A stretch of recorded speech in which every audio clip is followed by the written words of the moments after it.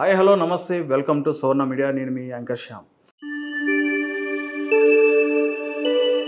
అయితే ఈరోజు సినిమా ఇండస్ట్రీలో వచ్చేటప్పటికి సరికొత్త కోణంతో ఈరోజు మన ముందుకు రాబోతున్న సినిమా రజాకర్. అంటే దాదాపు 15వ తారీఖునైతే మార్చి 15వ తారీఖునైతే రిలీజ్కి రెడీగా ఉన్నది. అయితే ఈ సినిమాకి సంబంధించి అసలు ఏ విధంగా ఉంటుంది, అసలు ఆ చిత్రానికి సంబంధించి ఏ విధంగా తీశారు, ఆ చరిత్ర ఏంటనేది దానిపైన అంశంపైన ఈరోజు మనతో పాటు మాట్లాడడానికి ఏటా సత్యనారాయణ గారు, డైరెక్టర్ గారు ఈరోజు మనతో పాటు ఉన్నారు. సార్ నమస్తే. సార్ నమస్తే. ఎలా ఉన్నారు సార్? చాలా బాగుంది సార్. ఫస్ట్ వచ్చేటప్పటికి నన్ను మిమ్మల్ని ఎప్పటి నుంచో అడగాల్సిన ఒక క్వశ్చన్ ఉంది సార్. అసలు రజాకర్ అంటే ఏంటి సార్? అసలు రజాకార్ అంటే ఒరిజినల్ మీనింగ్ స్వయం సేవకుడు. Okay sir. స్వయం సేవకుడు అంటే Nizam private army Razakar. Nizam private వ్యవస్థలో వాళ్ళని వాళ్ళు కాపాడుకోవడానికి ఓకే ఏర్పడ్డ ఒక వ్యవస్థ, దాన్ని రజాకార్ అంటారు. అందుకే దాన్ని మంచిని చెడుగా మార్చి మీనింగ్ మార్చేశారు వాళ్ళు. బట్ రజాకార్ అనే పేరు మంచి పేరు. అయితే సార్ మీరు తెర ముందుకు తీసుకొస్తున్న ఏదైతే ఇప్పుడు రజాకర్ మూవీ ఉందో అంటే చాలా డిఫరెంట్గా ఉంది సార్. ఇక్కడ ఎందుకంటే ఇప్పుడు దాదాపు మన స్వతంత్రం వచ్చిన టైంలో 1947లో మనకి స్వతంత్రం వచ్చింది. తర్వాత మళ్ళీ భారతదేశంలో ఏదైతే హైదరాబాద్ అనే ఒక భాగం ఉందో దానికి మళ్ళీ స్వతంత్రం రావడం అనేది జరిగింది. అంటే ఈ కోణాన్ని మళ్ళీ ఈరోజు తీసుకొచ్చి ప్రజల ముందుకు తీసుకురావడానికి ముఖ్య కారణం ఏంటి సార్? అసలు ముఖ్య కారణం ఏంటంటే ఏదైతే నువ్వు స్వతంత్రం వచ్చిందని చెప్పావో అది ఇక్కడ ఎవరికి తెలియదు. మన ప్రాంతానికి స్వతంత్రం ఎప్పుడు వచ్చింది స్వతంత్రం, ఇక్కడే పుట్టిన మనకు తెలియదు. దాదాపు ఈ స్వతంత్రం కోసం పోరాట యోధులు దాదాపు కనుమరుగైపోయారు. ఎక్కడో 10ల సంఖ్యలో ఉన్నారు, వేల సంఖ్యలో నుంచి. ఆ 10ల సంఖ్యలో కూడా పోయిన తర్వాత ఇప్పుడు వాళ్ళ ద్వారా తెలుసుకున్న నాలాంటి వారసులు కూడా పోయిన తర్వాత ఇంకా ఉండదు. సో మనకు అసలు మన అస్తిత్వమే తెలియదు, మన పోరాటమే తెలియదు, మన సొంతమే తెలియదు. కాబట్టి మనకు చెప్పాల్సిన అవసరం ఉంది, తెలుసుకోవాల్సిన అవసరం ఉంది. సో మనం మంచి మాధ్యమంలో ఉన్నాం. ఇప్పుడు ఇట్లా ఒక హిస్టరీని చెప్పాలంటే రెండు మీడియా, సినిమా. అవును సార్. ఒక జర్నలిస్ట్ చెప్పగలడు, ఒక క్రియేటర్ చెప్పగలడు. సో మనం ఆ పొజిషన్లో ఉన్నామని చెప్పే అవకాశం ఉంది కాబట్టి, చేసే అవకాశం వచ్చింది కాబట్టి చెప్తున్నాను. అంటే మీరు ఇప్పుడు అందరూ చూపించిన ఏవైతే విధానం ఉందో, అంటే ఆ పిక్చరైజేషన్ ఏదైతే ఉందో అంత నిజంగా అంత క్రూరత్వంగా ఉందని చెప్పని నిజంగా జరిగిందంటారు సార్? అలా మనం చూపించింది ఎంత జస్ట్ 0.1%. అంతకంటే ఘోరమైన మామూలుగా చెప్పుకోవడానికి, అంటే దృశ్య రూపం కల్పిస్తే చూడడం భరించలేము, కానీ చెప్పుకోవడానికి కూడా వీలు కాని సంఘటనలు కోకొల్లలు జరిగినాయి. అసలు అంత జరిగిందా అన్న చిన్న క్వశ్చన్.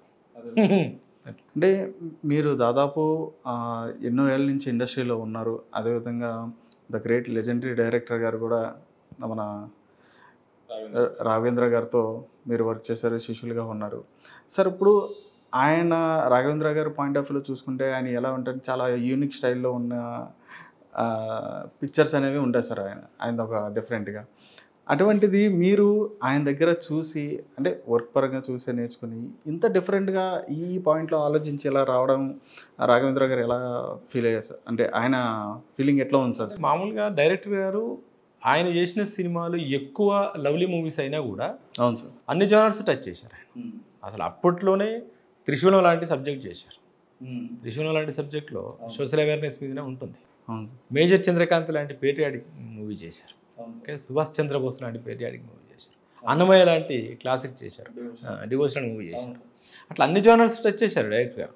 కాబట్టి ఏంటంటే డైరెక్టర్ గారు ఎక్కువ సినిమాలు ఇలా ఉన్నాయి కాబట్టి ఇప్పుడు అది జనరేషన్ మారింది. ఇప్పుడు ఏంటంటే ఒక కాన్సెప్ట్ ఓరియంటెడ్, ఒక హిస్టరీ ఓరియంటెడ్, ఒక డిఫరెంట్ జానర్లో, డిఫరెంట్ బ్యాక్డ్రాప్లో కావాలి. కాబట్టి ఏంటంటే నేను ఆయన దగ్గర వర్క్ నేర్చుకున్నా కూడా నాకంటే ఒక ఐడియాలజీ ఉంటుంది, నాకు ఒక ఆలోచన విధానం ఉంటుంది. అది డైరెక్టర్కి నచ్చుద్ది. డైరెక్టర్ మెంటాలిటీ ఏంటంటే ఎప్పటికప్పుడు కొత్తదనాన్ని కోరుకుంటారు. ఎప్పుడు ఒకటే పాత ఆలోచన ఆయనకు నచ్చదు. ఆయన ఎప్పుడు ముందుకు ట్రై చేస్తారు. కాబట్టి ఆయన చాలా హ్యాపీగా ఫీల్ అయ్యారు.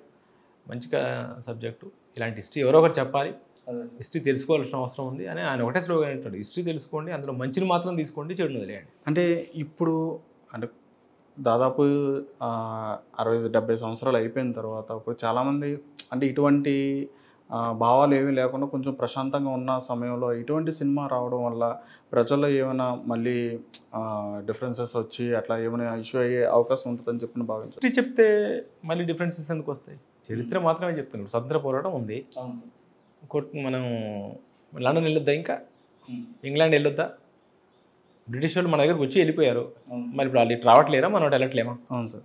ప్రెసిడెంట్ కూడా అయ్యారు. ఇప్పుడు ప్రెసిడెంట్ ఎవరు? హిందువే కదా, మరి అవ్వద్దు కదా. అమెరికాలో ఎంతమంది మన వాళ్ళు ఉన్నారు, అవ్వద్దు కదా. మరి ఆ గుర్తు చేసుకోవాలి కదా బ్రిటిష్ వచ్చి. అవును సార్. సో ప్రపంచ దేశాల్లో ఉన్న బ్రిటిషర్స్ వాళ్ళ వ్యవస్థలు అవన్నీ మనం ఎంజాయ్ చేస్తున్నప్పుడు మన అస్తిత్వాన్ని తెలుసుకుంటే తప్పేంటి? మన అస్తిత్వం తెలుసుకుంటే, మన చరిత్ర తెలుసుకుంటే, మన గతం తెలుసుకుంటే గొడవలు ఎందుకైతే? అవన్నీ ఏంటంటే మసిగుసి మారేకాయ చేసి మాట్లాడే మాటలు తప్ప అవేమి నిజాలు కాదు. ఏ గొడవలో నిజం తెలుసుకుంటారు, హిస్టరీ తెలుసుకుంటారు, తెలుసుకోవాల్సిన అవసరం చాలా ఉంది. అదే సార్. ఏదైతే ఆ వారసత్వం ఉందో దాన్ని కంటిన్యూ చేయాలని చెప్పని అంటారు. వారసత్వంలో మంచిని కంటిన్యూ చేయాలి, మంచి వారసత్వాన్ని కంటిన్యూ చేయాలి, ఆ చెడును వదిలేయాలి. అదే చెప్పేది. అదే సార్. అంటే ఇప్పుడు మన ఇండస్ట్రీలో వచ్చేటప్పటికి ఒక్కొక్క డైరెక్టర్కి వచ్చేటప్పటికి వాళ్ళకంటూ ఒక యూనిక్ స్టైల్ అనేది ఉంటుంది సార్.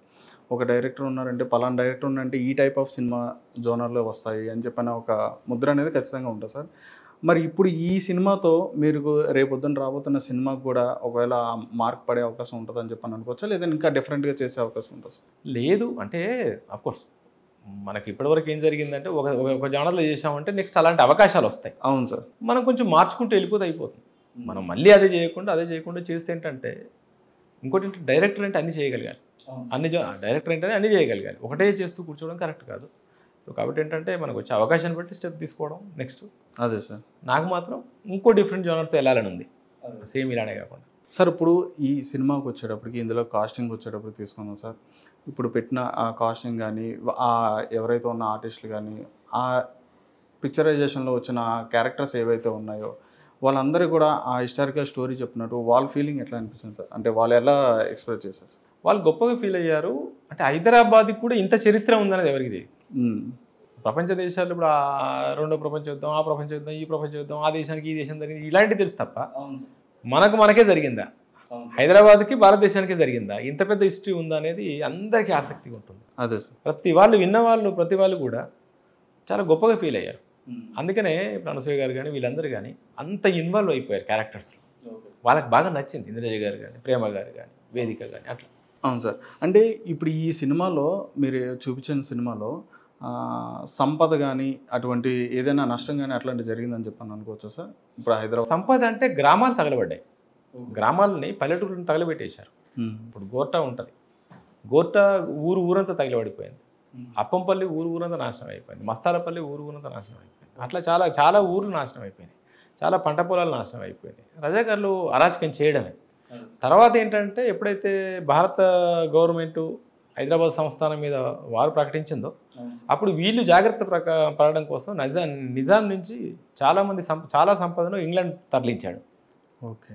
సో అక్కడికి వెళ్ళిపోయింది. అట్లా కొంత మిస్ అయిపోయింది. అంటే భారతదేశంలోనే మనకి శత్రువులు ఉన్నారని చెప్పని కాదు సంపదను అడ్డ తరలించాడు. ఎందుకంటే తనకు ఓకే భారత్ ఇక్కడికి వస్తుంది, ఒకవేళ వాళ్ళే గెలిస్తే మన పరిస్థితి ఏంటి, కాబట్టి అంటే మనం జాగ్రత్త పడదామని అతను కొంత ఇంగ్లాండ్కి తరలించాడు.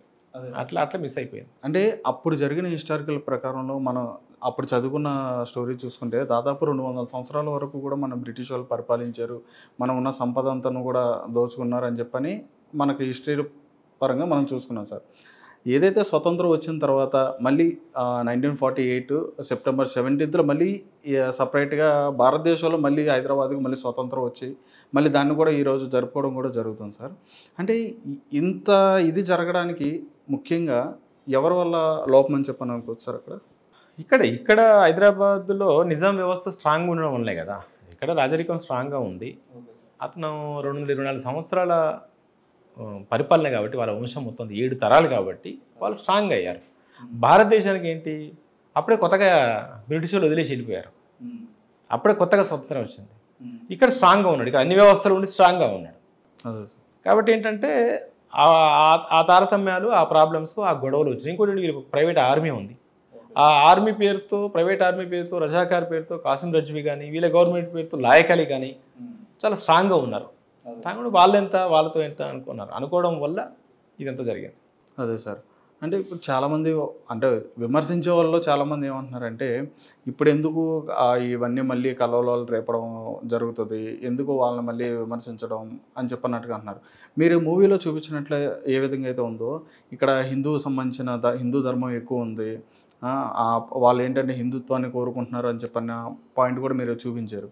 మరి ఇప్పుడు మళ్ళీ ఆ కక్షలకు కానీ వాటికి కానీ మళ్ళీ ఏమైనా అంటే నేనేం చెప్తున్నానంటే రాజకీయ పరంగా ఏమైనా ఇబ్బంది కలుగుద్దా అని చెప్పి ఏమీ కలగదు. ఎందుకంటే నేను అదే చెప్తున్నాను, ఒక ఒక ఒక ఒక వ్యవస్థ ఉన్నప్పుడు, ఒక అధికారం ఉన్నప్పుడు అదొక రూల్ పాస్ చేస్తాం. ఆ రూల్ మనం చెప్తున్నాం. వాళ్ళు అధికారంలో ఉన్నప్పుడు ఏ రూల్ చేశారు? తబ్లీగ్ ఫర్మానా అమలు చేశారు. తబ్లీగ్ ఫర్మానా ప్రకారం ఏంటంటే హిందుత్వాన్ని తగ్గించి వాళ్ళ వ్యవస్థను పెంచాలి.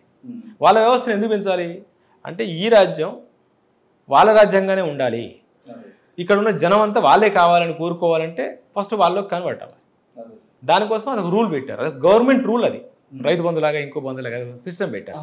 అది మనం చెప్పినాం అంతే తప్ప ముస్లిమ్స్ని వ్యతిరేకించడం కాదు. అది వాళ్ళు అట్లా చేశారు, చేసి చూపించాం.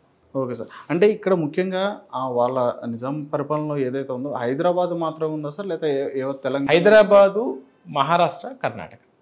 Okay sir. అంటే తెలంగాణ కూడా ఇది ఎంత ఇప్పటికీ మనం సినిమా డిస్ట్రిబ్యూషన్ ఓల్డ్ నైజాం అంటాం. అవును సార్. ఓల్డ్ నైజాం అంటే ఏంటంటే ఇది మొత్తం అన్నట్టు తెలంగాణలో ఈ 8 జిల్లాలు, మిగతా ఈ 2 రాష్ట్రాల్లో 8 జిల్లాలు, మొత్తం 16 జిల్లాలు కలిసి అప్పుడు హైదరాబాద్ సంస్థానం. ఈ సంస్థానానికే ఇదంతా జరిగింది. అదే సార్. సార్ ఇప్పుడు ఈ రజాకర్ ఏదైతే ఉందో ఈ మూవీకి అంటే పూర్తిగా దీనికి సంబంధించిన పూర్తి వివరాలు ఇచ్చేసారా, లేకపోతే ఇంకా దీన్ని నెక్స్ట్ ఇంకా ఏమైనా కంటిన్యూషన్ ఉందని చెప్పండి? పూర్తి రజాకర్ వ్యవస్థని సినిమాగా చెప్పారంటున్నాం అంతే కదా. ఎలా చెప్పగలం? అది 1936లో ఏర్పడింది రజాకర్ వ్యవస్థ. సెప్టెంబర్ 17, ఆగస్టు 1948 ఇది. ఇన్ని సంవత్సరాల చరిత్ర ఉంది. అంత మనం చెప్పలేం. అంటే దీని కంటిన్యూషన్ ఇంకా లేదు, నాకైతే ఆలోచన లేదు. నాకైతే మళ్ళీ చేయాలని ఆలోచన లేదు. ఒక జానర్లో ఒక సినిమా చాలు. చేయాలంటే చాలా కథ ఉంది, ఇంకో 10 సినిమాలు చేయొచ్చు. అదే సార్. కానీ సేమ్ ఉంటాయి పెద్దగా. అంటే ఇంత గ్రిప్గా ఉండదు, పబ్లిక్ కూడా ఇంత ఇది ఉండదు. అంటే ఒక ఇతిహాసాన్ని 10 సార్లు చూపిస్తే అది డైల్యూట్ అయిపోద్ది. ఒకసారి చెప్పాలి, అప్పుడే బాగుంటుంది, దానికి వాల్యూ ఉంటుంది. అదే సార్. రెండో ఈ రోజుల్లో సినిమా పేరు మళ్ళీ రిపీట్ చేస్తేనే దానికి వాల్యూ, మంచి ముందు సినిమా పేరు డైల్యూట్ అయిపోతుంది. అవును సార్. అట్లా నాకు పెద్ద ఇష్టం లేదు. అదే సార్. Right sir. ఇప్పుడు ఈ సినిమాకి వచ్చేటప్పటికి సెన్సార్ బోర్డు దగ్గర పర్మిషన్ అనేది అయిపోయింది. నెక్స్ట్ ఈ పబ్లిక్లోకి తీసుకెళ్తున్నారు. ఇప్పుడు మార్చి 15కి మనం రెడీగా ఉన్నారు, పబ్లిక్లోకి తీసుకెళ్తున్నారు. మీరు పబ్లిక్ని ఇప్పుడు చూస్తున్న పబ్లిక్ ఇప్పుడున్న పాయింట్ ఆఫ్ వ్యూలో పబ్లిక్లో ఎలా తీసుకుంటారని చెప్పని మీరు భావిస్తున్నారు సార్? అంటే మీ ఉద్దేశంలో పబ్లిక్ ఎలా రీచ్ అవుతారని చెప్పని అనుకుంటున్నారు? అంటే ఏం లేదు, పబ్లిక్ అవేర్నెస్ వస్తుంది. అవేర్నెస్ వచ్చి ఒక ఆలోచన వస్తుంది, ఒక మోటివేషన్. ఇప్పుడు మన పక్కకి ఇంత చెడు జరిగింది ఒకప్పుడు. ఇప్పుడు కూడా ఏదో అధికారం కోసమో ఏదో ఇంకో దీనికోసం ఇంకేదైనా చెడు జరగవచ్చు. జరిగినప్పుడు ఎలాంటి అవేర్నెస్ మనకు కావాలి? అది జస్ట్ ఏ చదువు లేని వాళ్ళు, అమాయకులు, వాళ్ళే అంత అవేర్నెస్తో అంత యూనిట్తో పోరాడారు. సో మనకు ఆ పరిస్థితి వస్తే రావద్దు, రాకుండా ఉండాలి అనే ఆలోచన విధానం. ఇంకోటి ఏంటంటే ఎప్పుడైనా గుర్తుపెట్టుకోవాల్సింది ఏంటంటే మన అమనాల్ని మనం ఎలా గుర్తుపెట్టుకుంటామో మన గతాన్ని కూడా అలానే గుర్తుపెట్టుకోవాలి. అదే వాళ్ళు మన కోసం చేసిన త్యాగాల్ని కూడా అలానే గుర్తుపెట్టుకోవాలి. అదే అందుకనే సోషల్ లెసన్స్ ఏర్పడ్డాయి. కానీ సోషల్ లెసన్స్లో ఏం పెట్టారు? వాడెవడు దండయాత్ర చేశాడు, వీడెవడు దండయాత్ర చేశాడు, అక్కడ దాన్ని ఆక్రమించాడు, ఇక్కడ దీన్ని ఆక్రమించాడు. అవును సార్. దానివల్ల దేనికి ఉపయోగమో తెలియదు. అదే ఒక మంచి చేశాడు, ఈ ప్రాంతం కోసం ఇంత త్యాగం చేశారు అని చెప్తే అది ఇన్స్పిరేషన్ ఉంటుంది పిల్లలకు. అది ఇప్పుడు యూజ్ అవుతుందని నా ఉద్దేశం. సార్ ముఖ్యంగా మీ మూవీలో వచ్చేటప్పటికి హిందూ ధర్మత్వం గురించి చూపించడానికి చేశారా, లేదంటే అక్కడ ఉన్న వారి కోసం స్వతంత్రం కోసం చూపించినట్టు చేశారా సార్? రెండిట్లో దేని గురించి చూపించి? ఈ ప్రాంతానికి స్వతంత్రం రావడం కోసం జరిగిన పోరాటం ఏంటి, రాకుండా ఆపడం కోసం జరిగిన ప్రయత్నం ఏంటి, అది మంచి. సార్ ముఖ్యంగా హిందూ ధర్మత్వం గురించి మీ ఉద్దేశంలో ఏమనుకున్నారు సార్? ఇప్పుడున్న సనాతన ధర్మం ఇప్పుడు ఏ విధంగా ఉందని చెప్పని మీరు భావిస్తున్నారు? బాగానే ఉందిగా, బాగానే ఉంది, గొప్పగా ఉంది. అంతకైతే ఏంటంటే హిందువులకి శత్రువులు ఉండడం వల్ల కొంచెం మేధావులు ఇవ్వడం వల్ల డైల్యూట్ అవుతుంది. కొంచెం మేధావితనం పెరిగితే ఏంటంటే అది ఇది అని మాట్లాడతారు కాబట్టి అట్లా కొంచెం డైల్యూట్ అవుతుంది. కానీ సనాతన ధర్మం అనేది చాలా గొప్ప ధర్మం, అదొక ధర్మం, దాన్ని చూపించాలని చెప్పని ఖచ్చితంగా అంటున్నారు. అలా ఏం లేదు, ఆ గవర్నమెంట్ ఆ ప్రభుత్వం చేసిన పనుల్లో అదొకటి. అంతే అంతే మన సబ్జెక్ట్లో ఆ ప్రభుత్వం చేసిన రకరకాల పనుల్లో అదొకటి అంతే. Right sir. మీరు ఇంకొక ట్రైలర్లో ఇంకొక పాయింట్ కూడా ఉంది సార్, ఇక్కడ ఎక్కువ మంది పాకిస్తానీలు ఉన్నారు అని చెప్పని అన్నారు సార్. అంటే మనకు అక్కడ వచ్చిన స్వతంత్రం ఎప్పుడైతే వచ్చిందో అప్పుడు డివైడ్ అయిపోయినప్పుడు, పాకిస్తాన్ వేరే రాష్ట్రంగా డివైడ్ అయిపోయినప్పుడు ఇక్కడ కూడా ఇంకా ఉన్నారా అప్పుడు ఆ సమయంలో వీళ్ళకి సపోర్ట్గా ఉన్నారా? పాకిస్తానీలు కాదు, పాకిస్తాన్ లాగా విడిపోయింది, అక్కడ వెళ్దాం అనుకున్న వాళ్ళు అప్పుడు అప్పుడు అప్పుడు ఎలా ఉండిందంటే ఇక్కడైనా ఉండొచ్చు, అటైనా వెళ్ళొచ్చు, ఎవరి ఇష్టం వాళ్ళది అనేది ఇక్కడ భారత్ చెప్పినప్పుడు ఇష్టం ఉన్నవాళ్ళు వెళ్ళిపోయారు. ఈ భూమి మీద మమకారం ఉన్నవాళ్ళు ఇక్కడే ఉన్నారు. అదేంటి అయితే ఏంటంటే ఇక్కడ మనకు హైదరాబాద్ సంస్థానం విషయానికి వచ్చే టైంకి ఏంటంటే అప్పుడు ఐక్యరాజ్య సమితి రూల్ ప్రకారం ఎలాగైనా భారతదేశంలో ఐక్యం అవ్వాలి, ఇది లేదు వీళ్ళకి ఇష్టం ఉంటే పాకిస్తాన్లో ఐక్యం అవ్వాలి, ఏదైనా ఆ రూల్ ఉంటుంది, ఆ రూల్ ఉంది, ఐక్యరాజ్య సమితిలో ఉంది. ఎక్కడైనా మనం అటైనా వెళ్ళి వాళ్ళ ఇష్టం, ఈ ప్రాంతానికి ఇష్టం, అది ఈ ప్రాంతం ఇష్టం. ఓకే. అయితే అప్పుడున్న రాజుకి పాకిస్తాన్లోకి వెళ్ళడం ఇష్టం లేదు, ఎందుకంటే నాది నేను అనే ఫీలింగ్ అతనికి ఎక్కువ. ఓకే. కాబట్టి ఆ టైంలో ఇక్కడ 12% మాత్రమే ముస్లిమ్స్ ఉండేవాళ్ళు, 88% హిందువులు ఉండేవారు.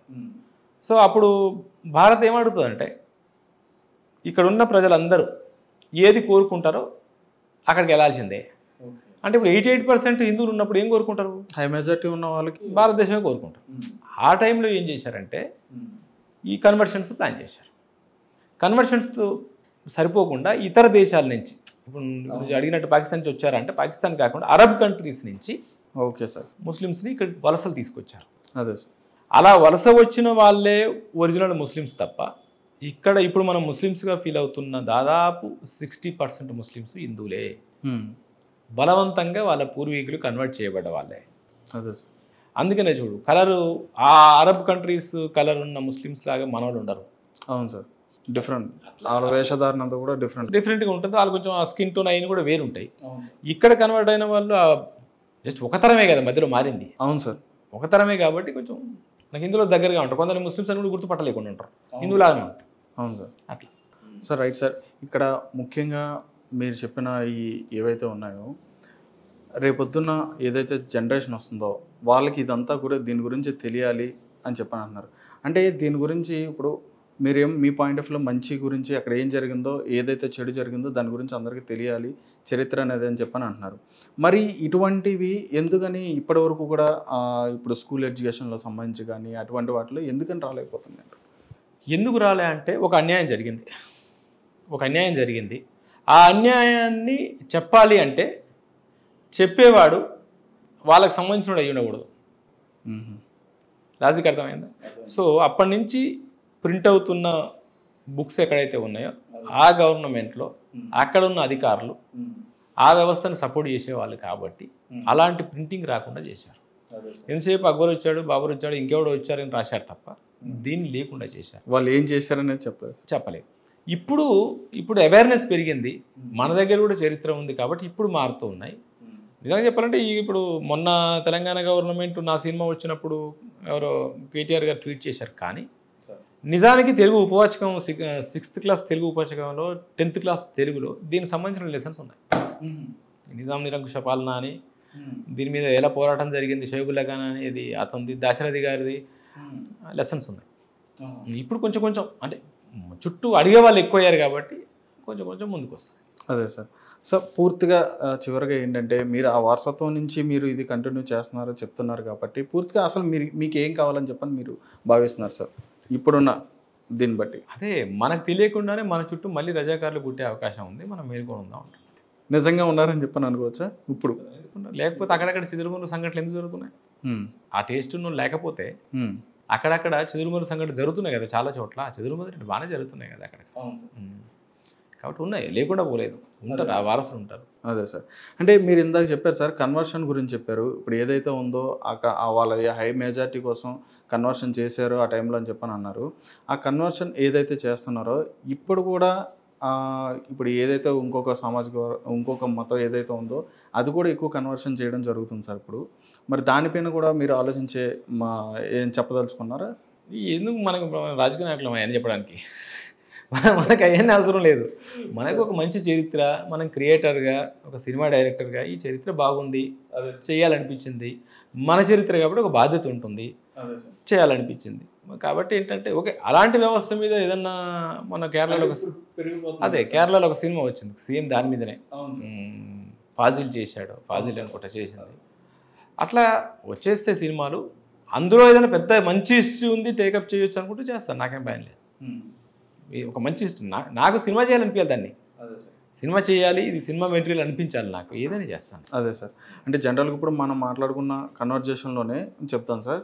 ఇప్పుడు ఎక్కువ అంటూ కన్వర్షన్స్ జరుగుతున్నాయి ఎందులో అంటే, ఈ క్రైస్తవ మతం సంబంధించి జరుగుతున్నాయని చెప్పని ఎక్కువ కూడా బయటకు రావడం జరుగుతుంది. మరి అటువంటప్పుడు సేమ్ అదే సిట్యుయేషన్ ఇప్పుడు కూడా వస్తదని చెప్పని భావించొచ్చా?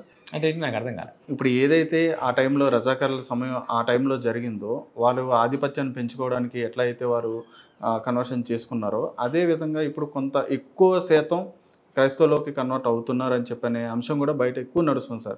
దానిపైన ఎవరు కూడా మాట్లాడట్లేదు. ఎవరు కూడా దానికి సమాధానం కూడా చెప్పలేకపోతున్నారు. చాలా అంటే చాలా తక్కువ మంది ఈ హిందూ ధర్మం సంబంధించిన వాళ్ళు ఏంటంటే పోరాడుతున్నారు కానీ దానికి ప్రతిఫలం అనేది దక్కట్లేదు. ఒకవేళ రేపు ఫ్యూచర్‌లో ఇదే కంటిన్యూ అయితే మళ్ళీ మారిపోవచ్చా సార్? అలాగా ఆ సమయం మళ్ళీ ఇప్పుడు రావచ్చా అని చెప్పండి? మారిపోవచ్చు. ఎందుకంటే హిందువుల్లో యూనిటీ లేదు. ఇతర మతాల్లో ఆ యూనిటీ ఉంది. హిందువుల్లో ఏంటంటే హిందువుని ద్వేషిస్తే ఆడు గొప్పగా ఫీల్ అవుతాడు. ఓహో! మేధావిలాగా ఫీల్ అవుతాడు. చాలా విషయాలు తెలుసుకున్నోడిలాగా ఫీల్ అవుతాడు. అది ఉన్నప్పుడు ఈ డేంజర్ జరిగే అవకాశం ఉంది. సార్ ఇప్పుడు మీరు చేసిన మూవీలో అనసూయ గారి క్యారెక్టర్ ఉంది సార్. అనసూయ గారి క్యారెక్టర్ మంచి క్యారెక్టర్ అనేది ఇచ్చారు. ఆవిడ కూడా ఎందుకంటే ట్రైలర్‌లో చూసాం. చాలా అంటే చాలా బాగుంది. అదేవిధంగా ఇంద్రజ గారు కూడా క్యారెక్టర్ కూడా మీరు అందులో కొన్ని లాంగ్వేజెస్ కూడా అంటే లైక్ అన్‌పార్లమెంటరీ టైప్ కూడా వచ్చినాయి సార్. కొంచెం అవి కూడా వచ్చినాయి. మరి దానికి అబ్జెక్షన్ ఏమి రాలేదా సార్? అబ్జెక్షన్ రాదు. ఇప్పుడు అనసూయ గారి విషయానికి వస్తే ఏంటంటే ఆవిడ క్యారెక్టరేషన్ వేరు. ఆవిడ దాంట్లో ఆ డైలాగు లేదు. నువ్వు అన్‌పార్లమెంటరీ అది ఇంద్రజ గారి క్యారెక్టర్‌లో. ఈవిడది ఏంటంటే ఒక ఎపిసోడ్‌లో ఒక బతుకమ్మ ఎపిసోడ్‌లో తను చేశారు. దాని తర్వాత దాని సీక్వెన్స్‌లో ఇంకా వేరే సీన్ ఉంటుంది. అందులో చేశారు. ఆవిడ ఆ క్యారెక్టర్కి న్యాయం చేయడం కాదు, ఇంకెక్కువ చేశారనిపిస్తుంది. ఓకే. నెక్స్ట్ ఈ వర్డ్స్ అంటారా? ఈ వర్డ్స్ ఏంటంటే ఎప్పుడైనా అంతే ఒక అణచివేత వచ్చినప్పుడు ఎదురు తిరగడం స్టార్ట్ అవుతుంది. ఆ చెప్పే ఉద్దేశమే అది. ఎదుటివాడు అంటే నేను అంటా, సో వాడు నువ్వు అనకు, నువ్వు పద్ధతి ఉంటే నేను పద్ధతి ఉంటుంది కదా, నా పని నేను చేసుకుంటున్నా, పద్ధతి కూడా కాదు అని చెప్పడమే తప్ప ఏదో ఆ పదాలు వినిపించాలని కాదు. Thank you sir. Thank you so much.